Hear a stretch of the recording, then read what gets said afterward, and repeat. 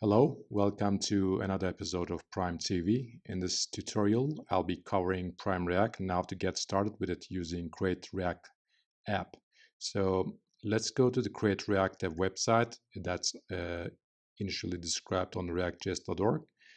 Uh, it's it's one of the stacks that you can use when building React applications. The other one is the Next.js if you need like server-side rendering. Of course, you can learn React when you're in the learning process. You can just use the script tags. But in this particular tutorial, I'll be using Create React app. So it's quite easy.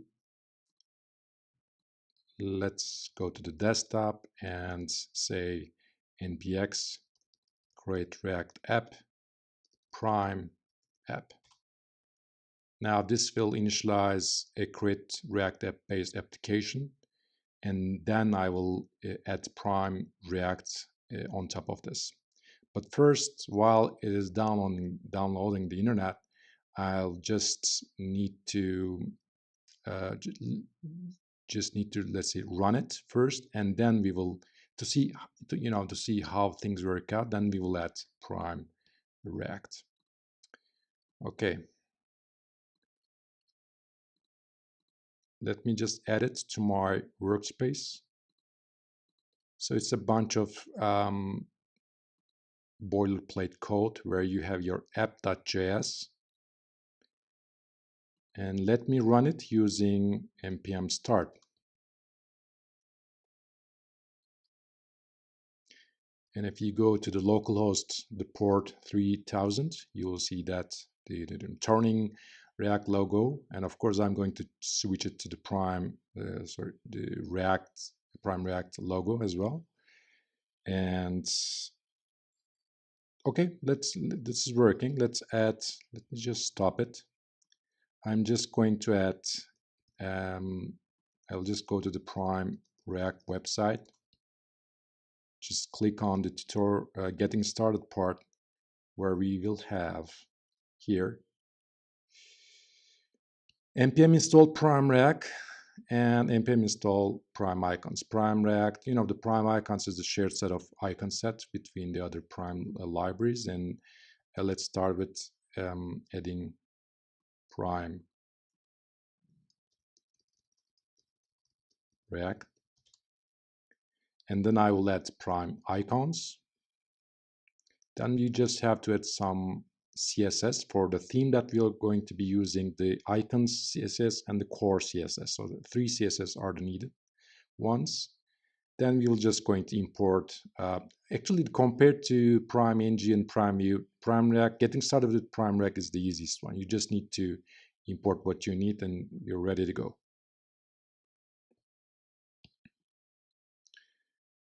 While it is downloading, let's check out what we have to do. I mean, PrimeFlex is a utility library that we're going to soon, it will be enhanced greatly soon. But right now in this tutorial, we don't need to do any, CSS utilities. And let's say you need the dialog from PrimeReact, you just import it using the import syntax. And the nice thing about it, once you import dialog, you will just get dialog. That's you don't need to worry about the bundle size. You just use what you import. If you import dialog, you won't be getting the buttons, input text, the other, because it's a huge library. So you need to watch out for your bundle size. There's also the React transition group, guys. So in this example, I'll be using some animations, especially for Toast. So it's usually suggested to use React transition group because we're using that internally. Okay, this is taking more than I have initially planned. So I think it's going to end soon. Maybe I should just, okay, I was just planning to get a coffee. What was that? npm installed prime icons. Yeah. Okay. After the prime icons, I'm just going to add React transition group.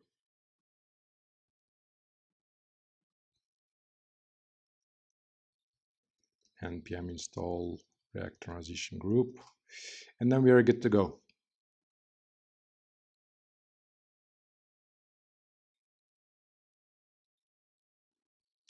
Okay, let's start with CSS. Now, the first one is the theme. Usually, the showcase is on Saga Blue theme, so I'm just going to grab it as well. But the Create Reactive uses a dark one by default, so we have a lot of dark themes. I'm just going to use that one as well. The second one is this PrimeReact core. That's some shared CSS between the components. It's not a big file; it's just some shared utilities. Like the one is the P component where we just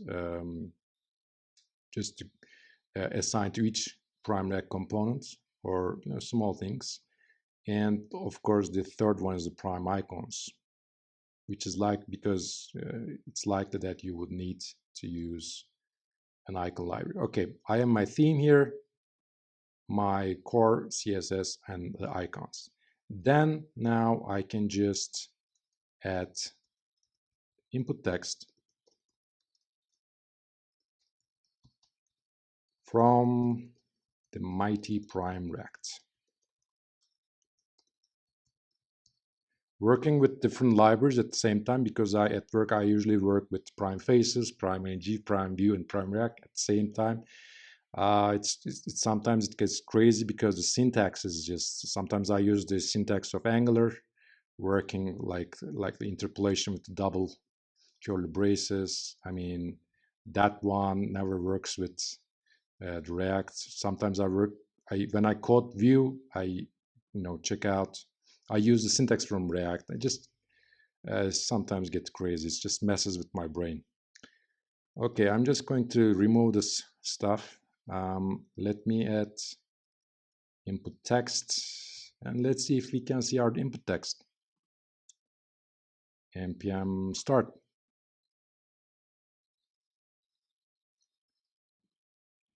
We should see a nice input field. Okay, this is the one from PrimeReact. It's working. Now let's try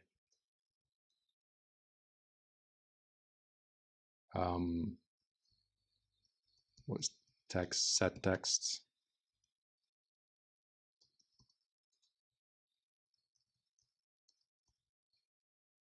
And let's bind it to the value of text, and on change let's try to write it back. So a simple two-way binding, set text, and then just, this is the part where it messes with my brain. I usually do this, but with React this is just single curly braces. Okay, prime. Now let's add a button. That would be, of course, guys, you can just need to go to the component documentation. Here, this is just, I mean, I can remember these most of the time, the import statements, but at the getting started section of each component, you have these import statements that you can just copy and paste. The next one would be the button. I'm just going to add a button here.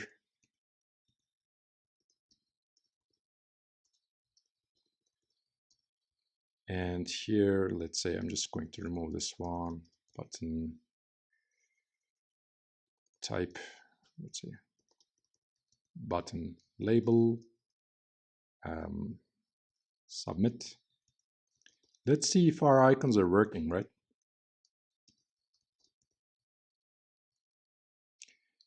The whole list of icons are available at the Prime Icons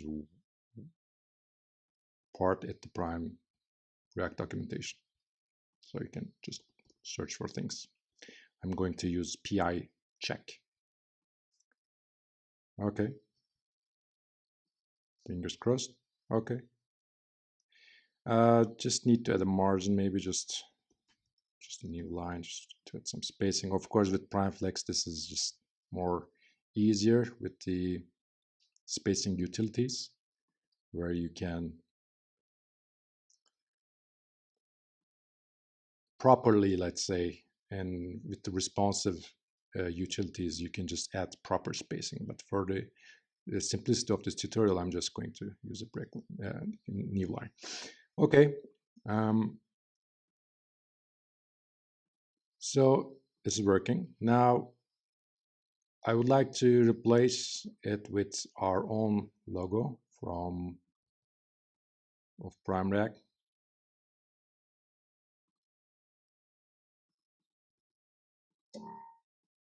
Yeah. Okay.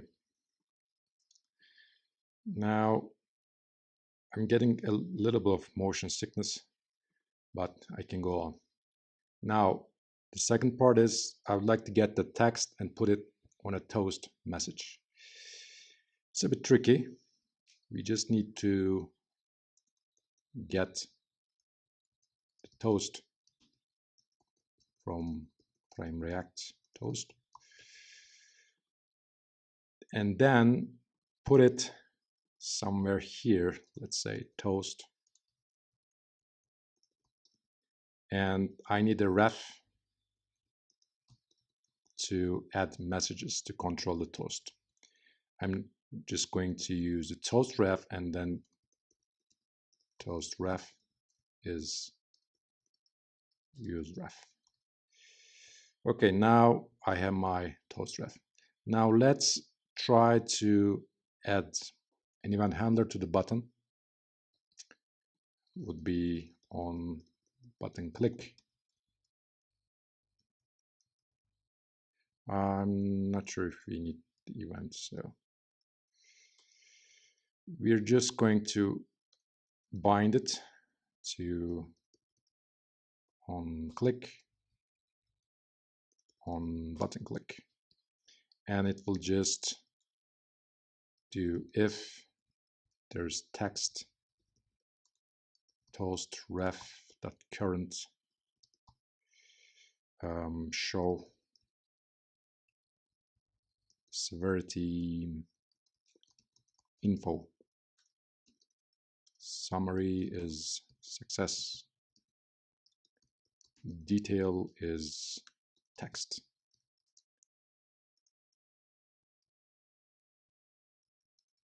And if there's no text entered, I can just, ecell. I can just display an error.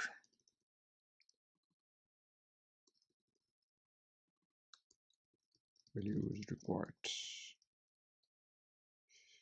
Looks good. So I have my toast. I have my button. Everything's working.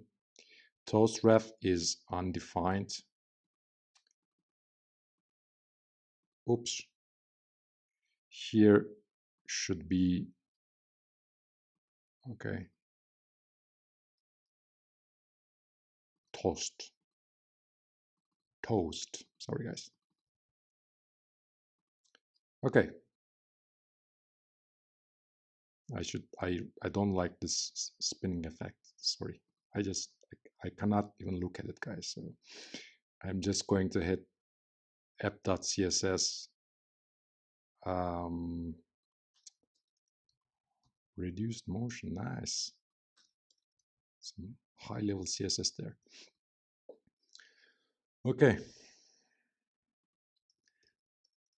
PrimeReact. Success PrimeReact.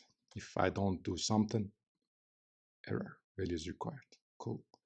Now, the last thing before I leave this tutorial is, I would like to show the nice thing about PrimeReact. PrimeReact is design agnostic, right? So in this example, as you can see, there's a dark theme involved, but we are using Saga Blue. If you go out, I really should bookmark this page. Seems useful. Okay.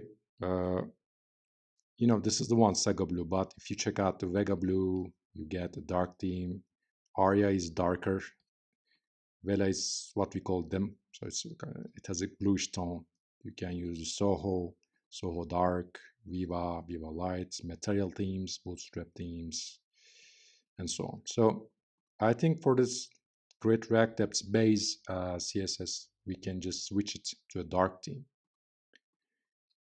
Luckily, PrimeReact is design agnostic. It doesn't depend on Material, Bootstrap, Fluent, whatever. And it's easy to create your own themes based on your style guides. So it's what sets it apart from other libraries. I'm just going to switch it to Aria Blue, right? It was Saga, now it's Aria. Now you see that the button, the input field is darker. And if you check out the showcase in Aria, the whole showcase becomes dark. So the final part, let's see. You know that we have this nice thing called float label, where we add floating label. This is the one. Let's edit. So I'm just going to wrap this inside a span. So let's say span class name pfloat label, and just give this one an ID, input text, and let's create a label. Was it HTML4? React just changes all the standard stuff. Name, let's say. See how it works. Label is not defined. It should be, I guess, label, not the component label. Let's see how this works. I have my name here, and if I just move it, prime, so it's like a floating label, it just moves. And this is more like, this is the well-known UI from the material, so I'm just going to use a material dark theme, MD Indigo Dark, which is not the correct path. So let's check out the themes, MD Light, so MD Dark Indigo, sorry, MD Dark Indigo. Okay.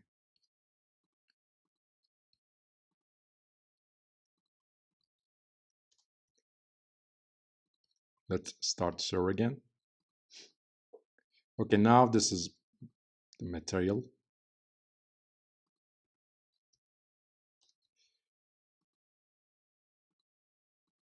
And if I like to use a different UI with the float label, where the input is filled with a background, that's called p input field. So if you add a p input field to a wrapper component, and let's see how this works, and it will be slightly different. So this is based on method. So the idea is that so you can just switch between the material, bootstrap, and on the other themes just on the fly. You don't need to rewrite your app with a different library. Okay, that's it for now. So in the upcoming tutorials, I'll be covering in the more advanced stuff about PrimeReact. So thank you for joining me, and take care. Bye bye.